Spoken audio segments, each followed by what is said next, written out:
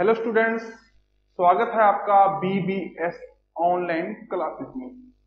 आज हम एक सेशन आयोजित कर रहे हैं जिसका मुख्य उद्देश्य है बच्चों के मन में एक प्रश्न पैदा हुआ उसका समाधान करना। और ये प्रश्न एक चट्टान जैसा प्रश्न खड़ा हो गया है कि हम 10वीं के बाद क्या करें।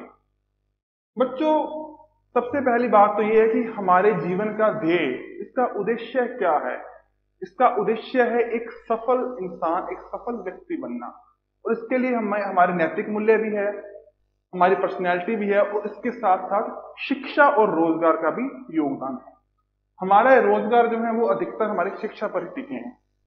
तो जानते हैं कि 10वीं के बाद क्या क्या संभावनाएं हैं, क्या क्या स्ट्रीम शाखाएं हैं जिसे आप ले सकते हैं, और उनका चुनाव हम कैसे करेंगे। कंफ्यूज हो जाते हैं बच्चे इस चीज में कि हम चुनाव क्या अपने पीछे के नंबर्स के आधार पर करें कि किस सब्जेक्ट में हमें कितने नंबर आए हैं, या फिर इस आधार पर करें कि हमारी रुचि क्या थी, या फिर इस आधार पर करें कि हो सकता है हमारे उन सब्जेक्ट्स में नंबर कम आए हों लेकिन कुछ पोटेंशियल हमारे में है कि हम आगे उसमें बेहतर कर सकते हैं, या फिर आगे की कुछ जॉब अपॉर्चुनिटीज, सुनहरा भविष्य, उसके आधार पर हम ये तय करें कि हमें कौन सी स्ट्रीम लेनी चाहिए, या कुछ ऐसा रास्ता भी अख्तियार किया जा सकता है जो बीच का रास्ता हो, जो इन सभी चीजों को संतुष्ट करता हो। तो आइए इसके बारे में जानते हैं। देखिए बच्चों, मुख्यतः जो स्ट्रीम्स हैं वो 3 होती हैं, लेकिन भारत के बहुत से हिस्सों में 4 भी पढ़ाई होती है। कैसे जानते हैं। सबसे पहली है बच्चों साइंस, यानी कि विज्ञान। देखिए बच्चों, विज्ञान जो स्ट्रीम है इसका अर्थ है कि फिजिक्स और नेचर का अध्ययन, उसकी study. The second is humanity. Humanity या फिर आर्ट्स, जिन्हें कहते हैं कला, कला वर्ग। ठीक है बच्चों, इसके बाद तीसरा ऑप्शन आता है कॉमर्स।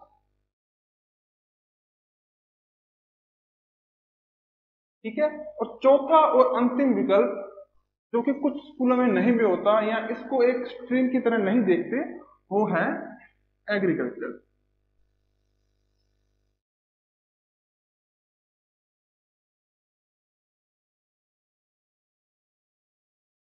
ठीक है बच्चों, अब हम जानते हैं कि इसके आगे इनके कौन कौन से पार्ट्स हो सकते हैं, क्या क्या इनमें शाखाएं हैं और कौन कौन से सब्जेक्ट हैं। तो सबसे पहले बात आती है साइंस की। साइंस में 2 भाग हैं। पहला भाग है नॉन मेडिकल,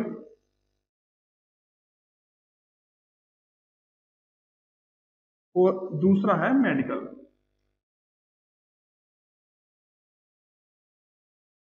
हालांकि जो एग्रीकल्चर विषय है उसे भी इन्हीं में शुमार कर दिया जाता है, लेकिन फिर भी वो एक अलग से विषय है।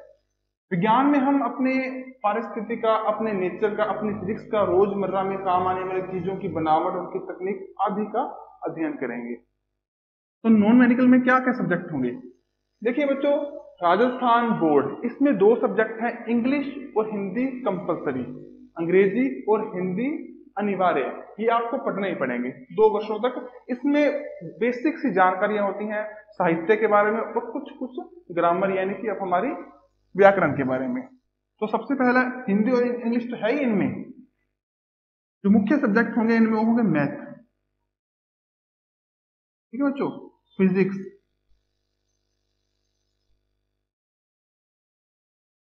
और केमिस्ट्री।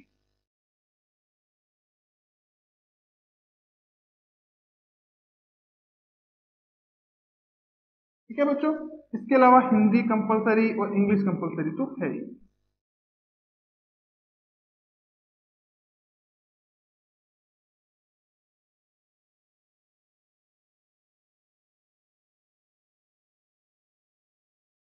ठीक है बच्चों, अब आती है मेडिकल। मेडिकल में क्या अलग होगा।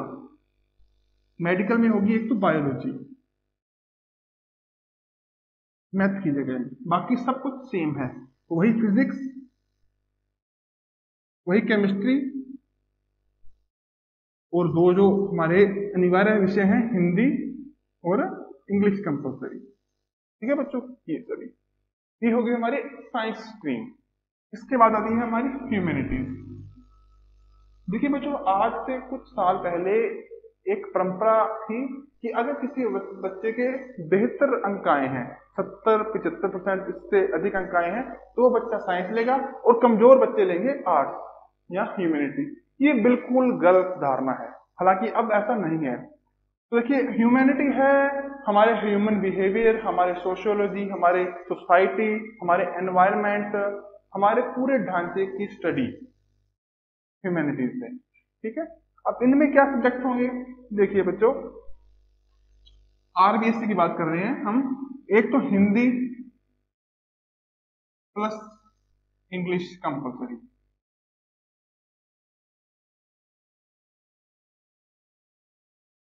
ये तो होंगे होंगे। प्लस अब इसमें कौन कौन से सब्जेक्ट हैं? जैसे history, political science, geography, art and culture, fine art, public administration, ऐसे बहुत से विषय हैं। जैसे सोशियोलॉजी, जो अपने कॉमनली लोग लेते हैं, प्लस या फिर पब्लिक एडमिनिस्ट्रेशन,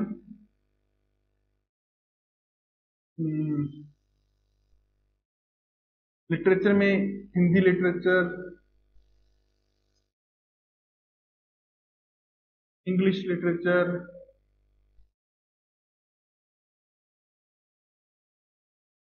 और भी है, पंजाबी, संस्कृत, बहुत सारे होते हैं।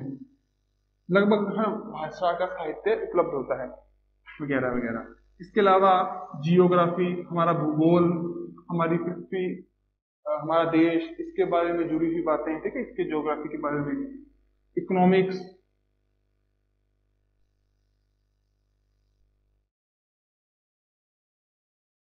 क्या बच्चों, पॉलिटिकल साइंस,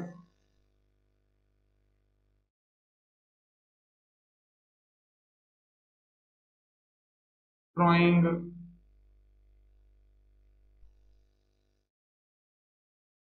तो ब्ला ब्ला ब्ला बहुत सारे इसमें सब्जेक्ट हैं। लगभग 28 के करीब सब्जेक्ट हैं। फाइन आर्ट भी इसमें और सब्जेक्ट है। लेकिन सभी सब्जेक्ट एक समय में नहीं पढ़ाए जा सकते किसी स्कूल में।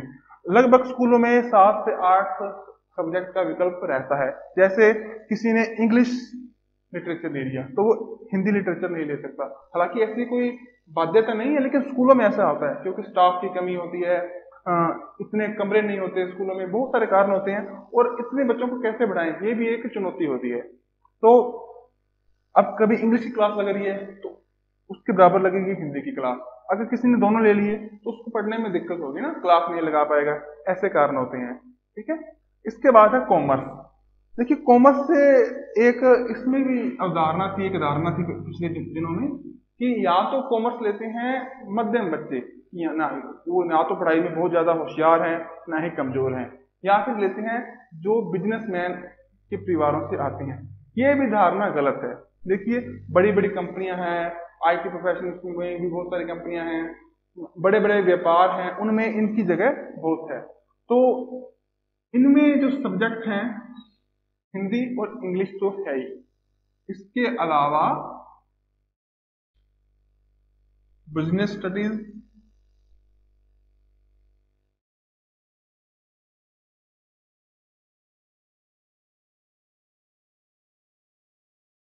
अकाउंट, इकोनॉमिक्स,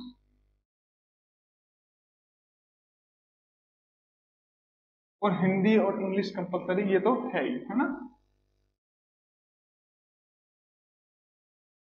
अंत में है एग्रीकल्चर। एग्रीकल्चर भी दो तरह कराई जाती है, एक तो साइंस में, और अब एक एग्रीकल्चर स्ट्रीम भी विकसित हो चुकी है। देखिए बच्चों, जो साइंस में करवाई जाती है उसमें तो एग्रीकल्चर के अलावा बायो और केमिस्ट्री, ये सब्जेक्ट होते हैं। लेकिन जो एग्रीकल्चर स्ट्रीम है, इसमें एक एग्रीकल्चर विषय खुद होता है,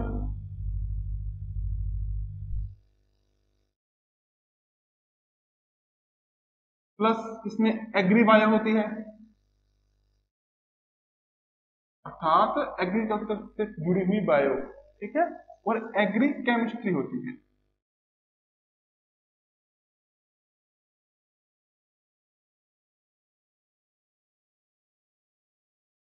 अब हम इन विषयों पर एक बार फिर से चर्चा करते हैं। नॉन मेडिकल, इसमें मैथ मैथ आपको मालूम है, फिजिक्स, केमिस्ट्री। इससे पहले आपके साइंस के ये भाग थे। फिजिक्स में भौतिक चीजों की बात की जाएगी, जैसे हमारी विद्युत के बारे में, बलों के बारे में, इस तरह की। और केमिस्ट्री में हमारी जो परमाणु, इससे जुड़ी हुई संरचनाएं, इनके भौतिक रासायनिक गुण वगैरह वगैरह बातें की जाएंगी। ठीक है, हिंदी और इंग्लिश कंपलसरी आपको बता ही दिया। इसके बाद जो मेडिकल है, ठीक है, इसमें बायोलॉजी होगी, जो हमारा जीव विज्ञान है वो। इसी के अंदर आपको जो बॉटनी है, जो हमारा पादप विज्ञान है, वो भी पढ़ाया जाएगा।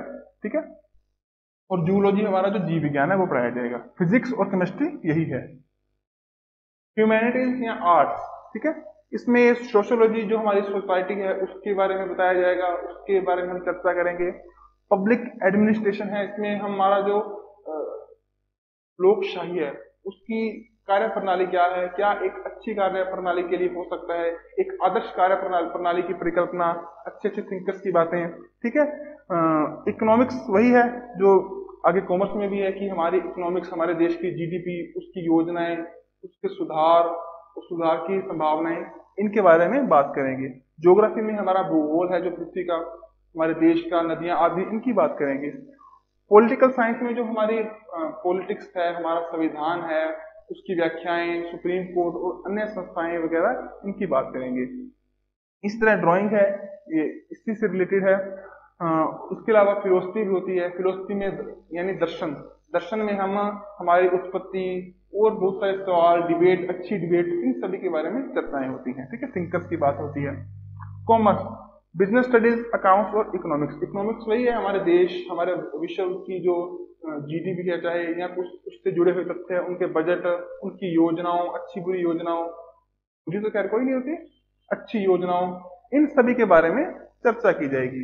अकाउंट्स और बिजनेस, अकाउंट्स जो हमारे खाते हैं, है ना, स्पष्ट है नाम से कि हमारे जो खाते हैं, हमारे उनकी मेंटेनेंस, उनकी साफ संभाल कैसे करनी है, उनके बारे में। और बिजनेस, जो बिजनेस करना कैसे है, उनकी व्यापार की संभावनाएं कैसी हैं, इनसे जुड़ी हुई बातों का अध्ययन किया जाएगा।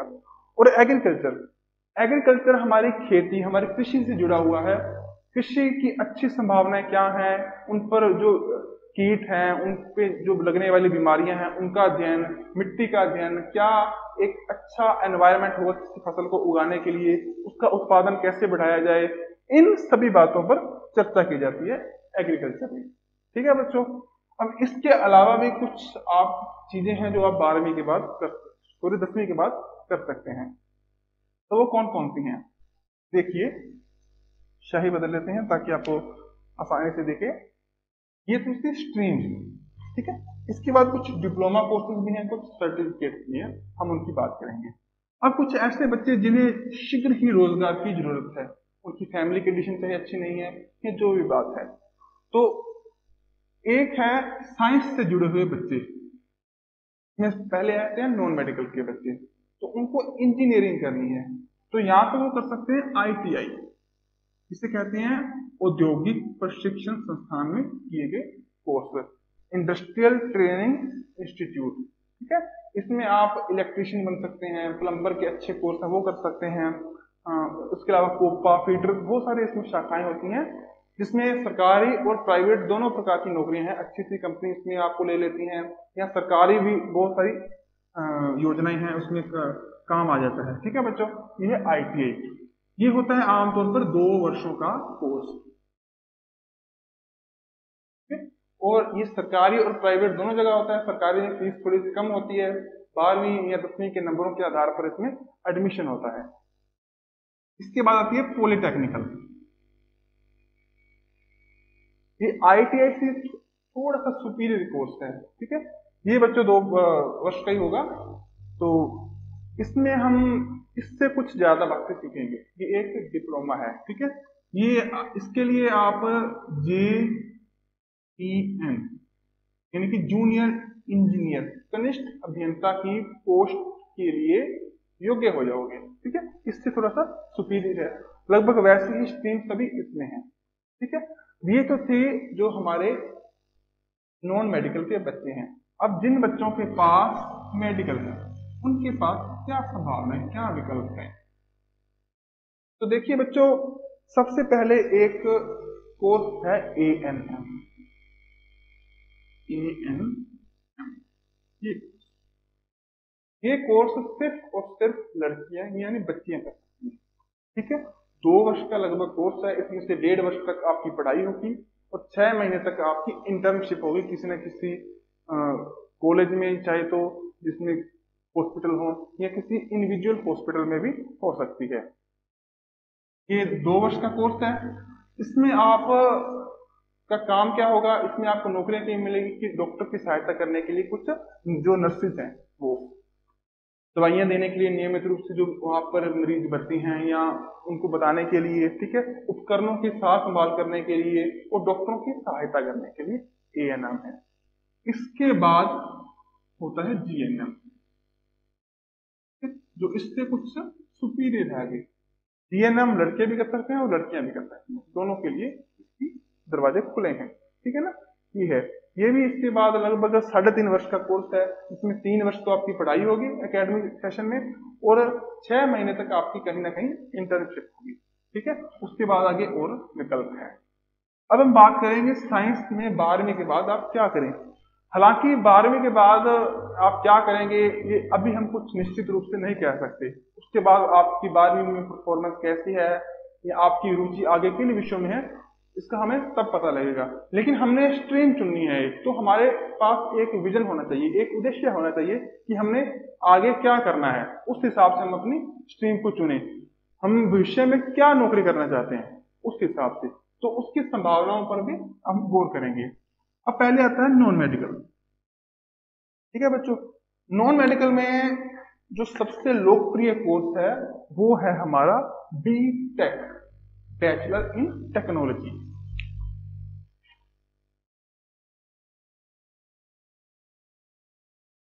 ये बच्चों है 4 वर्ष का कोर्स। ठीक है, इसके बाद 2 वर्ष की MTech भी होती है। दिख रहा है ना आपको, इधर लिख देता हूँ। चलो ये लिख देता हूँ, BTech 4 वर्ष का कोर्स है।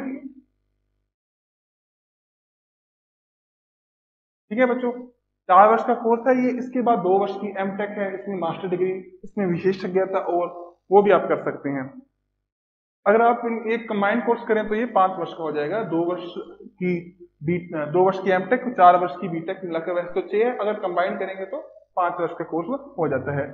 देखिए इसमें एडमिशन लेने का सीधा भी तरीका है कि आप सीधे तौर पर इसमें एडमिशन ले सकते हैं किसी न किसी कॉलेज में जाकर, या फिर स्टेट के द्वारा में, जैसे राजस्थान के द्वारा में EPET, Rajasthan pre engineering test, या फिर केंद्रीय स्तर पर AIEEE और JEE, ये 2 परीक्षाएं कंडक्ट करवाई जाती हैं केंद्रीय स्तर पर। अब वैसे तो ये नेशनल लेवल पर है, लेकिन इनमें फर्क क्या है दोनों में। इनकी जो एजेंसी हैं जो इन परीक्षाओं को आयोजित करवाती हैं, ठीक है, एक है CBSE, एक और संस्था है इसमें। ठीक है, CBSE जैसे राजस्थान में RBSE है। ये हो गया। अब और क्या है इसमें, और है BArch, bachelor in architect.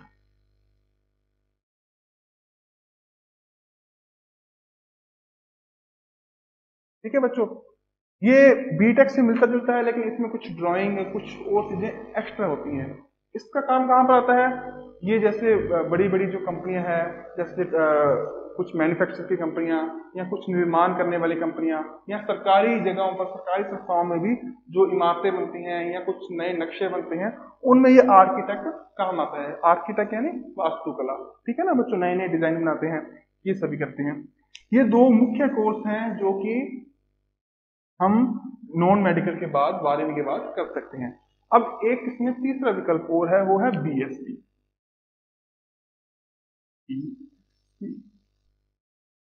BSc भी 2 प्रकार की है, BSc सिंपल और BSc ऑनर्स।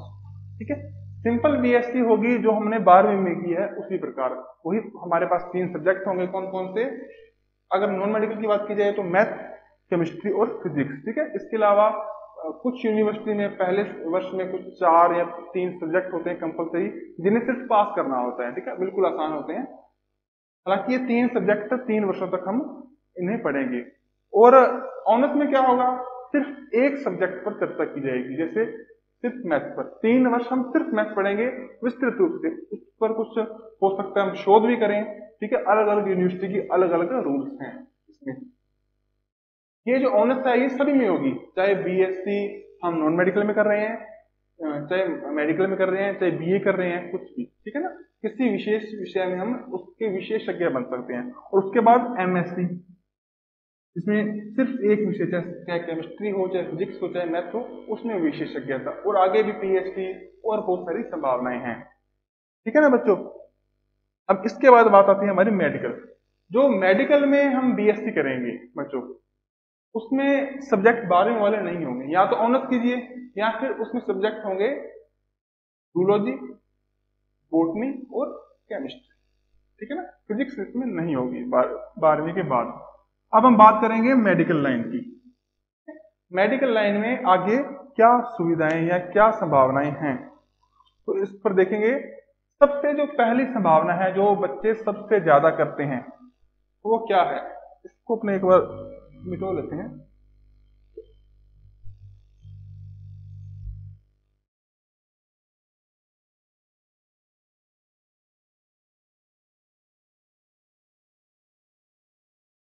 मेडिकल सबसे पहला उद्देश्य होता है बच्चों का कि हम डॉक्टर बने, तो वो मेडिकल लाइन से संभव है। तो देखिए बच्चों, डॉक्टर बनने के लिए एक एग्जाम होता है नीट। पहले तो इससे पहले हर स्टेट का अलग था, राज्य का अलग था, लेकिन अब एक कंबाइंड एग्जाम है पूरे देश का, उसका नाम है नीट, ठीक है। अब नीट के अलावा एक और है एम्स।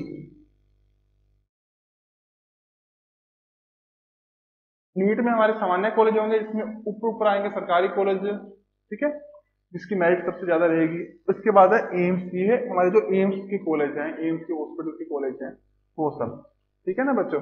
अब नीट में कौन कौन सी संभावनाएं हैं, सबसे पहले है इसमें जो सबसे ज्यादा चर्चित, सबसे ज्यादा प्रसिद्ध कोर्स है, वो है डॉक्टर के लिए बनने के लिए MBBS,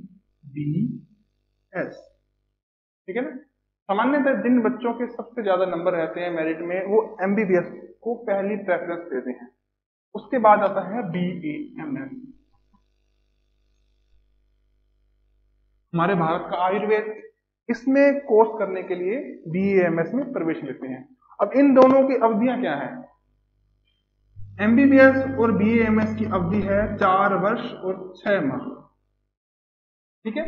इसके बाद 1 वर्ष की इंटर्नशिप होती है। इंटर्नशिप यानी आप उसी विश्वविद्यालय के किसी कॉलेज या किसी हॉस्पिटल में जाकर बड़े सीनियर डॉक्टर के मार्गदर्शन में काम करेंगे, उनसे सीखेंगे, वो है इंटर्नशिप। और यही हाल BAMS में है, ठीक है ना बच्चों। इसके बाद आता है हमारा BHMS, यानी कि होम्योपैथिक में डॉक्टर बनना। इसकी अवधि भी यही होगी। हालांकि कुछ BHMS के कॉलेज हैं जिनमें बिना एंट्रेंस एग्जाम के भी हम एडमिशन ले सकते हैं। इसके बाद BOT, BOT संबंधित है वैसे तो मनोरोग से। ये आम धारणा है कि जो व्यक्ति पागल है, जो जिसका दिमाग खराब है, जो डिप्रेस है, वही BOT के पास जाएगा। लेकिन विकसित देशों में इससे बहुत ही अच्छी निगाह से देखा जाता है। इसमें है मुख्य विषय हमारी साइकोलॉजी, हमारी साइकोलॉजी से, हमारे मनोविज्ञान से जुड़ी हुई थेरेपी, ठीक है, उसका इलाज। सिर्फ इलाज नहीं, हम आज के इतने तनाव भरे माहौल में रहते हैं, तो कुछ एक व्यक्ति ऐसा होना चाहिए जो हमें अच्छी तरह से मार्गदर्शित करे, तो उनके लिए है एक कोर्स BOT। हालांकि ये बहुत ही कम प्रचलन में और बहुत ही कम लोकप्रिय है, लेकिन अब धीरे धीरे इसकी संभावनाएं बढ़ रही हैं। इसके बाद कुछ यूनानी डॉक्टर बनने के लिए भी कुछ बैचलर्स कोर्स हैं, और भी बहुत सारी इसमें पद्धति हैं, लेकिन मुख्यतः यही 4 हैं। इसके अलावा इनके कुछ छोटे कोर्सेज भी हैं, जैसे हमारे नेत्र विज्ञान में विशेषज्ञ बनना, ठीक है ना। कुछ बार तो इनके ही माध्यम से उसमें हमें एडमिशन मिलेगा, और कुछ अलग से भी इसके परीक्षाएं होगी, या सीधे तौर पर कॉलेज हमें इसका एडमिशन देगा। इसके बाद है एम्स, यही प्रक्रिया एम्स की है बच्चों। ठीक है ना। लेकिन एम्स में BAMS और BHMS इस प्रकार की सुविधाएं हमें नहीं मिलती हैं। ये हो गया हमारा मेडिकल। अब इन दोनों को मिलाकर एक संभावना और भी है, वो है एग्रीकल्चर की, जिसके बारे में हम एग्रीकल्चर स्ट्रीम में ही बात करेंगे कि उसमें क्या है संभावनाएं। अब इसके बाद आती है हमारी कॉमर्स।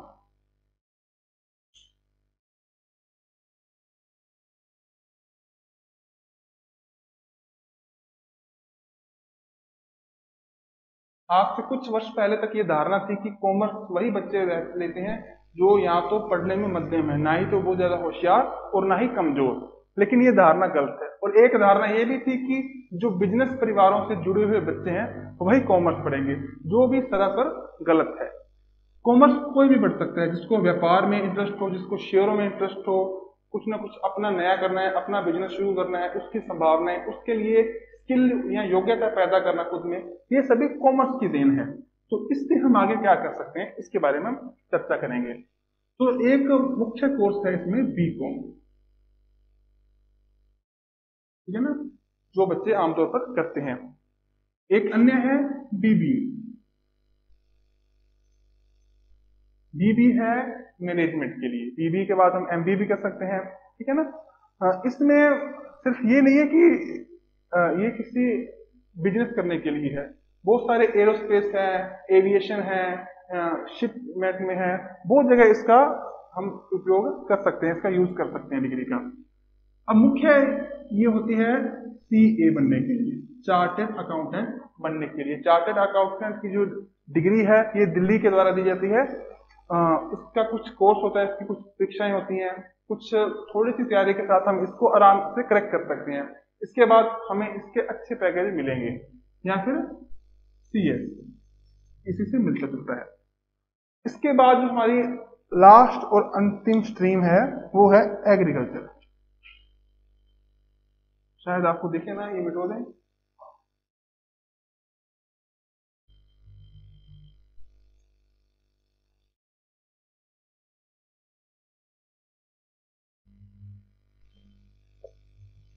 हमने एग्रीकल्चर के विषयों को जान लिया था, हम अब उसमें जो 12वीं के बाद की संभावनाएं हैं उसके बारे में चर्चा करेंगे।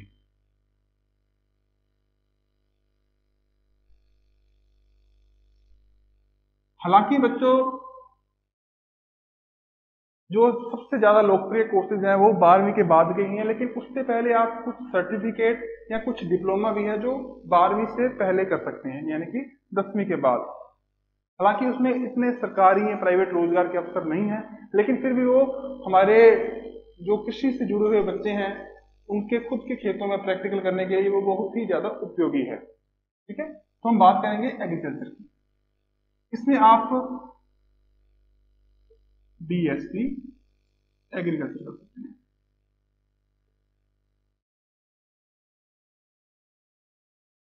ठीक है ना बच्चों। अब BSc एग्रीकल्चर कैसे करें? कुछ ऐसे कॉलेज या विश्वविद्यालय हैं जो पहले आओ पहले पाओ या डोनेशन के आधार पर इसमें एडमिशन देते हैं, लेकिन उनकी डिग्री इतनी वैलिड नहीं मानी जाती है। तो इसको देखते हुए राजस्थान के संदर्भ में एक परीक्षा है जेट, इसका आयोजन किया जाता है। जेट परीक्षाओं में हम अपने 12वीं में पढ़े हुए सब्जेक्ट के आधार पर परीक्षा दे सकते हैं। जैसे एग्रीकल्चर में क्या पढ़ा था हमने? एग्रीकल्चर बायो टेक, माफ करिए, एग्री बायो और एग्री केमिस्ट्री। लेकिन ये सिर्फ एग्रीकल्चर के जुड़े हुए बच्चे नहीं दे सकते, इसमें मेडिकल प्लस नॉन मेडिकल दोनों ही तरह के बच्चे दे सकते हैं। कुछ समय पहले तक ये भ्रांति थी कि जो नॉन मेडिकल के बच्चे हैं वो एग्रीकल्चर में नहीं जा सकते, सिर्फ हॉर्टिकल्चर में जा सकते हैं। तो ये बिल्कुल गलत है। ठीक है, और ऐसा भी नहीं है कि जो एंट्रेंस एग्जाम होगा उसमें सिर्फ एग्रीकल्चर के विषय आएंगे। उसमें आपकी फिजिक्स केमिस्ट्री जो भी विषय आपने 12वीं में पढ़े हैं वो आप अपनी मर्जी से चूज कर सकते हैं। ये तो था राजस्थान के लेवल पर। एक होता है नेशनल लेवल पर इसका एग्जाम, उसको आयोजित करवाती है ICAR। ये एक केंद्र के स्तर पर एक एजेंसी है जो इस एग्जाम को करवाती है। पूरे देश में अच्छे अच्छे विश्वविद्यालयों में एक आरक्षण होता है। जैसे राजस्थान विश्वविद्यालय में भी है ना, बीकानेर यूनिवर्सिटी है, महाराणा प्रताप यूनिवर्सिटी है, जोधपुर में है, कोटा में है। तो इनमें जो 75% सीटें हैं वो तो राज्य खुद भरेगा अपने जेट की परीक्षा करवाकर, ठीक है ना। यहाँ हर स्टेट में उनके अनुसार परीक्षा होगी, लेकिन जो शेष 25% सीटें हैं वो ICAR के द्वारा भरी जाएंगी। इनमें फीस भी कुछ कम होगी और कुछ ऐसी केंद्रीय यूनिवर्सिटियां जो सिर्फ ICAR के द्वारा भरी जाएंगी उनकी सीटें, ठीक है ना बच्चों। बहुत सारे कॉलेज हैं, आप इनकी लिस्ट है जो इंटरनेट पर देख सकते हैं। ये हो गई हमारी एग्रीकल्चर, BSc एग्रीकल्चर। इसके बाद अगला है BSc हॉर्टिकल्चर।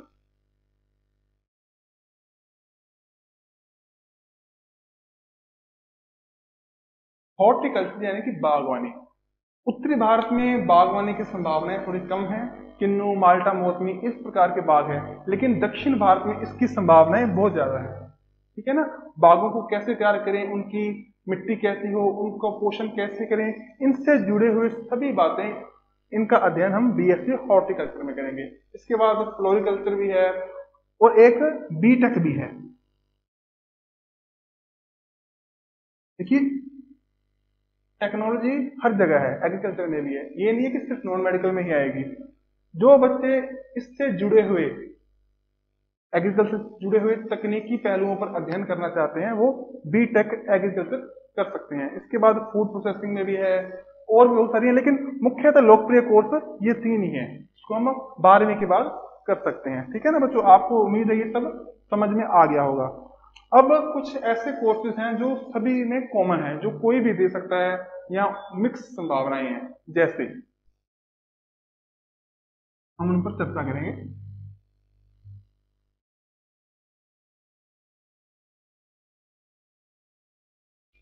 एक है BCA, ये कंप्यूटर एप्लीकेशन में एक कोर्स है, 3 वर्ष का कोर्स है। इसके बाद 2 वर्ष की MCA भी कर सकते हैं हम। BCA अब कौन कर सकता है? BCA किसी भी स्ट्रीम का बच्चा कर सकता है, चाहे तो वो साइंस से संबंधित हो, चाहे वो आर्ट्स से संबंधित हो, या ह्यूमैनिटी, या फिर वो एग्रीकल्चर से संबंधित हो, या फिर वो कॉमर्स से संबंधित हो, कोई भी बच्चा BCA कर सकता है। हालांकि BCA में जो सरकारी नौकरियां हैं इसकी संभावनाएं न के बराबर हैं, लेकिन बहुत से IT कंपनियां हैं जो सूचना प्रौद्योगिकी से संबंधित है, उसमें इसका बहुत बड़ा स्कोप है, ठीक है। अब बात करते हैं हम कुछ और परीक्षाओं की जो आप 12वीं के बाद कर सकते हैं। नॉन मेडिकल, नॉन मेडिकल में भी क्या, फिजिक्स, केमिस्ट्री और मैथ, जिसके पास ये चीज हो PCM, उसके लिए क्या क्या संभावनाएं हैं 12वीं के बाद। एक नेशनल डिफेंस एकेडमी, ठीक है, NDA, इसके द्वारा हर वर्ष 2 बार एक पेपर आयोजित करवाया जाता है। इसके द्वारा, इसकी रिकमेंडेशन पर UPSC के द्वारा, यूनियन पब्लिक सर्विस कमीशन, ठीक है, इसके द्वारा परीक्षा आयोजित करवाई जाती है। वो देश के लगभग हर राजधानी क्षेत्र में होती है। इसमें क्या है कि हम सेना के अधिकारी बनेंगे जाकर। इसकी जो आयु होती है वो होती है 16.5 वर्ष से लेकर 19.5 वर्ष, और परीक्षा वही जो हमने 11वीं 12वीं में पढ़ा है उसको कुछ एडवांस लेवल में ले जाकर परीक्षा होती है। साथ ही साथ फिटनेस, फिजिकल परीक्षा भी होती है हमारी, ठीक है। इसके लिए हालांकि राजस्थान में बहुत सारे ट्रेनिंग सेंटर हैं, नागौर, डीडवाना, यहाँ पर इसके लिए हब है, ठीक है। अब इसमें बनेंगे क्या, इसमें सबसे पहले आप बनेंगे लेफ्टिनेंट, जो कर आगे प्रमोशन होकर सेना में जनरल या फिर एडमिरल की रैंक है जो नेवी में, वहां तक पहुंच सकते हैं आप। ये है PCM, फिजिक्स, केमिस्ट्री और मैथ, और किसी भी स्ट्रीम में आप ये नहीं कर सकते। इसके बाद दूसरी संभावना जो आप कर सकते हैं किसी भी में, एक परीक्षा आती है क्लैट। अब ये क्या वाला है, हालांकि ये राष्ट्रीय स्तर पर भी है, राज्य स्तर पर भी है। देखिए BA का कोर्स, चाहे BA ऑनर्स हो या आपने सिंपल BA किया, ये 3 वर्ष का कोर्स है। इसके बाद आप कानून की पढ़ाई करने के लिए, लीगल पढ़ाई करने के लिए एक और कोर्स करेंगे LLB, ठीक है, ये भी 3 वर्ष का होगा। इसको कंबाइन करने के लिए, और सिर्फ वो बच्चे जो वकील बनना चाहते हैं, एक संयुक्त 5 वर्ष का कोर्स है, ठीक है, जो कि क्लैट के द्वारा आयोजित करवाया जाएगा, जिसके जो यूनिवर्सिटीज है, जो हमारे हाई कोर्ट है, वो इसी के अधीन आएंगी। अब हाई कोर्ट के अधीन ही सभी यूनिवर्सिटीज आएंगी। ये परीक्षा जो है राज्य के स्तर पर भी करवाई जाती है और केंद्रीय स्तर पर भी करवाई जाती है। ठीक है ना बच्चों, ये सभी हमारे जो संभावनाएं थी उस पर हमने बात की। अगर कुछ आपके मन में हो डाउट, कुछ और पूछना चाहो तो आप पूछ सकते हैं। अब ये बात आती है कि हम विषय का चुनाव कैसे करें। क्या हम उस हिसाब से चुनें कि हमारे 10वीं के अंक कैसे थे, या हम उस हिसाब से चुनें कि हमें पसंद क्या है, हमें कौन सा विषय अच्छा लगता है। हो सकता है 10वीं में उसमें हमारे अंक किसी भी वजह से कम आए हों, चाहे हमने पढ़ाई नहीं की ढंग से या कोई सामाजिक पारिवारिक कारण कुछ भी हो। क्या उस सब्जेक्ट में हमारा कुछ पोटेंशियल था जो बाकी रह गया था, उस सब पर हम चर्चा करेंगे कि हम कैसे लें। दूसरी संभावना कि भविष्य में हमने क्या बनना है, जैसे हमने अभी इतनी सारी चर्चाएं की कि 12वीं के बाद आप क्या कर सकते हैं, तो उसमें से बेहतर क्या होगा, हमारे हमें अच्छा क्या लगता है, या हमारी जो पैकेज उसके बाद हमारी सैलरी किससे ज्यादा होगी, उनको देखते हुए हम अपने विषय का चुनाव करें। या फिर किस नौकरी में प्रतिष्ठा है, ठीक है ना, जैसे आईएएस आईपीएस, इन नौकरियों में क्या संभावना है, उस हिसाब से हम अपने विषय का चुनाव करें। जो भी हो, हमें इन पर सबसे पहले ये देखना कि हमारा इंटरेस्ट किस चीज में है, हम क्या पढ़ें कि हमें अच्छा लगेगा, हमें अच्छे से समझ में आए। ये हमें नहीं देखना कि हमारे साथ वाला मित्र है उसने कुछ अलग स्ट्रीम चुन ली, उससे हमारे भावनात्मक रिश्ते हैं और वो अलग हो जाएगा, इस बारे में हमें बिल्कुल भी नहीं सोचना है। हमें खुद से पूछना है कि हमें पहले तो सब्जेक्ट कौन सा पसंद है, किसमें हमारी पकड़ है। हो सकता है कि 10वीं तक आप उस सब्जेक्ट में कम नंबर लाए हों, लेकिन आपको वो सब्जेक्ट बहुत पसंद है। दूसरी बात, आपने ये देखना है कि आप भविष्य में क्या कर सकते हैं, क्या करना चाहते हैं, आपकी लिमिट क्या है, उस हिसाब से अपना सब्जेक्ट आप चुनिए। उस सब्जेक्ट को पढ़कर देखिए, आपके टीचर्स जिसने आपको 10वीं में पढ़ाया है, आप उनसे पूछिए कि इस सब्जेक्ट में मैं कैसा था। आपके सहपाठी या और भी जो आपको गाइड कर सके, उनसे पूछिए कि इस सब्जेक्ट में क्या है, इनकी क्या संभावनाएं हैं। ठीक है ना बच्चों। उसके बाद आता है हमारे आगे के कोर्स, हम कौन सा कोर्स करें 12वीं के बाद। तो बच्चों, ये नहीं है कि साथ वाले ने बीटेक में एडमिशन ले लिया तो मुझे भी देखना है। आप पहले देखिए कि आप में पोटेंशियल है, आप वो करना चाहते हैं, या पीछे पीछे लगकर किसी के आप ऐसा कर रहे हैं। तो आप खुद से पूछिए, आराम से बैठकर 5 7 10 दिन तक इस पर चर्चा कीजिए, अपने रिश्तेदारों से, अपने परिवारजनों से बात कीजिए। ठीक है ना। अब सिर्फ एक बात और रह गई थी जो नौकरियों के लिए निकलती है कि नौकरियां क्या कर सकते हैं हम। ये तो कोर्स थे। तो देखिए बच्चों, 12वीं, जिन बच्चों ने 12वीं की पढ़ाई कर ली है, 12वीं की परीक्षा उत्तीर्ण कर ली है, तो अगर वो शिक्षक बनना चाहें तो उनके लिए एक कोर्स है BSc। ये 12वीं के बाद होता है, 2 वर्ष का कोर्स है ये, और इसके बाद में आप पहली से लेकर 5वीं तक के अध्यापक बन सकते हैं, जिससे पहले राज्य सरकार या केंद्र सरकार द्वारा आयोजित एक परीक्षा को पास करना होता है, जिसे कहते हैं हम TET। ठीक है। या फिर एक 4 वर्ष का कोर्स है जिसमें BA या BSc जो भी आपने किया है, ठीक है, प्लस बीएड होगी। इसके बाद आप राज्य या राष्ट्र केंद्र स्तर पर जो परीक्षाएं हैं उसको देकर उसमें मेरिट में आकर आप नौकरी ले सकते हैं। ठीक है। और बहुत सारी संस्थाएं हैं जो आपको इस डिग्रियों के आधार पर अपने यहाँ पर पढ़ाने को अलाउ करेंगे। अब इसके बाद अगर किसी ने बीए कर ली है, बीएड नहीं की, तो वो भी 2 साल की बीएड कर सकता है। ठीक है ना बच्चों। अब इसके बाद और संभावनाएं क्या हैं। 12वीं के बाद कुछ परीक्षाएं हैं केंद्र और राज्य के स्तर पर। ठीक है ना। हालांकि पटवारी की परीक्षा इससे पहले थी, अब वो उसको बड़ा कर दिया। जो पुलिस कांस्टेबल है, कुछ राज्यों में उसके लिए 10वीं मांगी जाती है, कुछ में 12वीं। उसका सिलेबस अलग अलग होता है, वो आप जाकर देख सकते हैं साइट पर भी, या पूछ सकते हैं आप। ठीक है ना। इसके बाद आता है एक SSC, स्टाफ सिलेक्शन कमीशन, केंद्र में आई है। 12वीं के बाद ये बहुत सारी हमारी संभावनाएं देता है, जैसे कि paramilitary, CAPF, central arm police force. इसमें कांस्टेबल और हेड कांस्टेबल की नौकरी के लिए SSC कुछ परीक्षाएं आयोजित करवाता है। ठीक है ना बच्चों। और क्या क्या है इसके बाद में, आप ITI करके जो 12वीं की समकक्ष डिग्री है, उसके बाद भी आप अच्छी गवर्नमेंट या प्राइवेट फर्म में नौकरी कर सकते हो। अब जब आपने कर ली बीए या बीएससी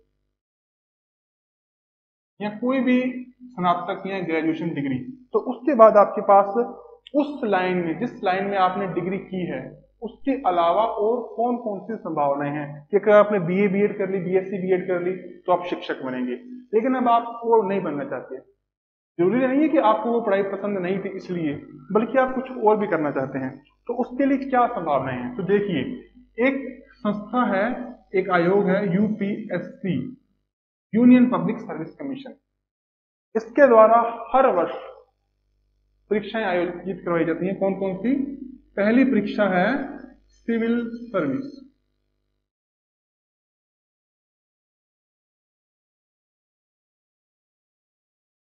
है ना, लोक सेवाएं।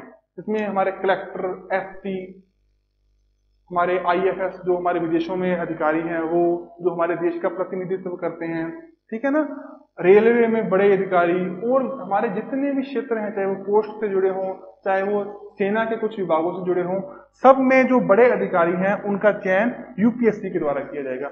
यहाँ तक सीबीआई जैसी एजेंसियां जिसमें डीएसपी रैंक तक के जो आदमी हैं, उनका चयन भी यूपीएससी के द्वारा ही किया जाएगा। ठीक है ना, आप इस पर विस्तृत रूप से इंटरनेट पर देख सकते हैं। इसके बाद एक दूसरा एग्जाम है यूपीएससी का, जो सभी स्ट्रीम्स के लिए है। ठीक है, हम सभी स्ट्रीम्स की बात करेंगे। तो वो है हमारा असिस्टेंट कमांडेंट।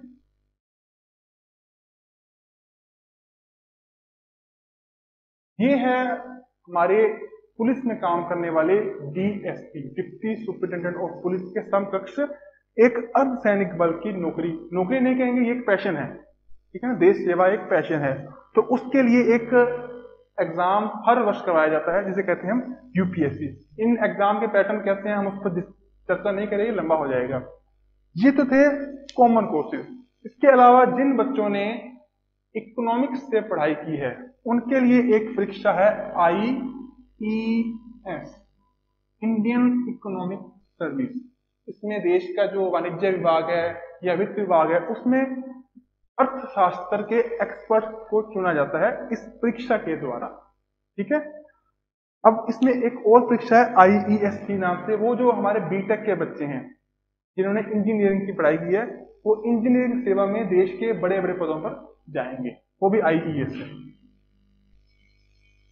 और एग्रीकल्चर के बच्चों के लिए, कृषि विज्ञान के बच्चों के लिए एक विकल्प है आईएफएस, इंडियन फॉरेस्ट सर्विस। जो कृषि से जुड़े हुए विभाग हैं, मंत्रालय हैं या वन विभाग है, उसमें बड़े अधिकारी आईएफएस के माध्यम से चुने जाते हैं। ठीक है बच्चों, ये सेशन आज हम यहीं तक खत्म करेंगे, लेकिन आपने क्या सब्जेक्ट चुनना है ये आप अपनी अंतरात्मा से पूछेंगे, और आपको अपनी सीमाओं का पता होना चाहिए कि हम क्या सब्जेक्ट कहां तक पढ़ सकते हैं।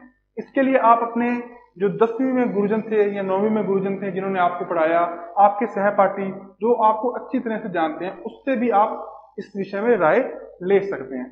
ठीक है बच्चों, ये सेशन यहीं पर खत्म हुआ। अगर आपको कुछ और राय लेनी हो या कुछ सब्जेक्ट, उसके सब्जेक्ट को क्यों पढ़ना है, क्या उन सब्जेक्ट को पढ़ने का फायदा है, तो उस पर भी हम अलग अलग वीडियो बनाएंगे, तो आप हमें देखते रहिए। धन्यवाद।